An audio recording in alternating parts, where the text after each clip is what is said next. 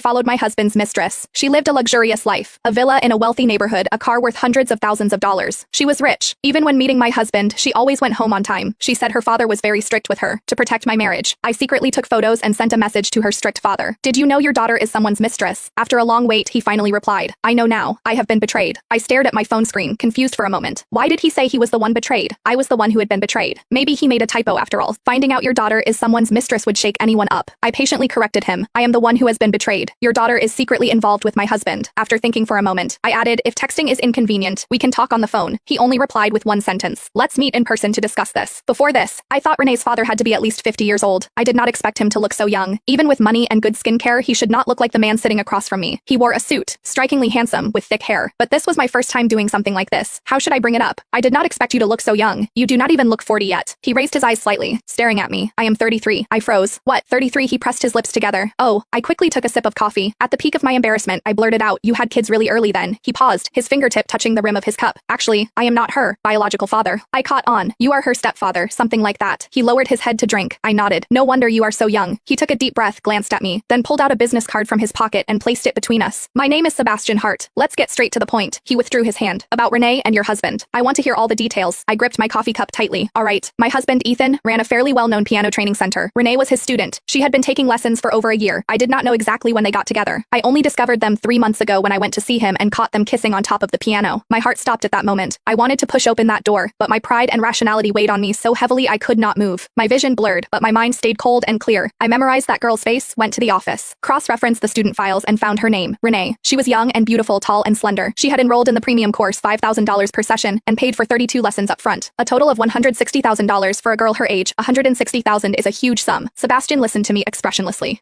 I remember her asking me for $200,000, so she pocketed $40,000 for herself. I could not help but grumble internally. Having a father willing to spend money on you must be nice. Since I had only caught them once, I was not sure if it was a fleeting affair or a long-term relationship, so I started following her. To my surprise, Renee lived an extravagant life. She did not work. She slept until afternoon, drove a luxury car worth hundreds of thousands, lived in a villa in a wealthy area, and spent her days having afternoon tea with friends, playing golf and tennis. I followed her for half a month and started feeling depressed. Honestly, I was shocked. Her circumstances are too good. I do not understand why she would be interested in my husband. Sebastian's expression darkened, his lips pressed into a tight line. Would you mind sharing your husband's financial situation? I spoke openly. He has a PhD in music. He left academia a few years ago to start his own business. His annual income just reached 7 figures, $1 million. Sebastian seemed incredulous at that answer. He pulled at the corner of his mouth, then looked me up and down, asking with certainty, so is he extremely good looking? I held out my phone to show him Ethan's photo. Actually, he is okay. Not as good looking as you. He looked up at me in surprise, narrowed his eyes, and said in a peculiar tone, you think I am better looking than your husband? I froze for a moment. Was that what I meant? No.